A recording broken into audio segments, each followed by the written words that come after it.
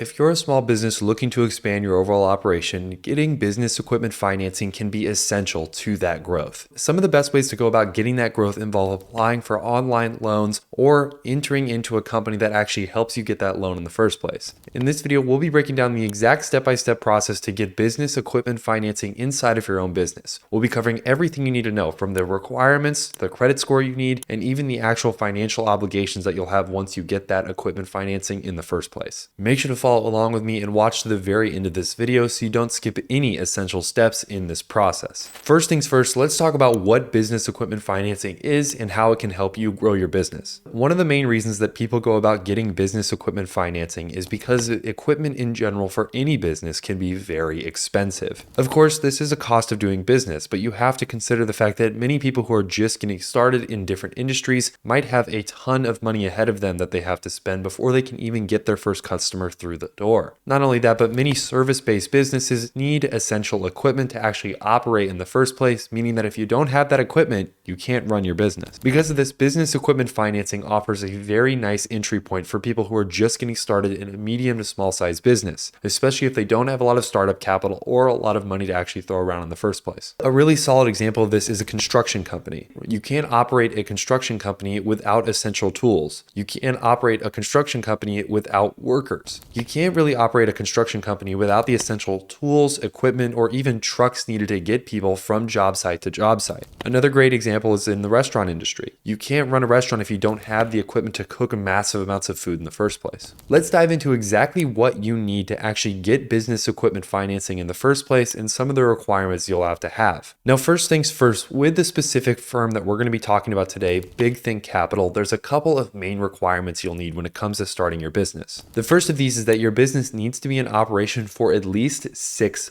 months. This 6-month requirement makes sure that you're not just some random business getting started and you're going to take money from that and that you're never going to pay back. Big Think Capital really puts a value on people that are actually sticking to what they say they're going to do, whether that's you being an entrepreneur or you continuing to run your business even if it seems like things aren't going amazing. Not only do you need a minimum of 6 months in business, but you also are going to need an annual revenue of about $100,000 every single year for your business. And again, that's just revenue. It doesn't have to be profit.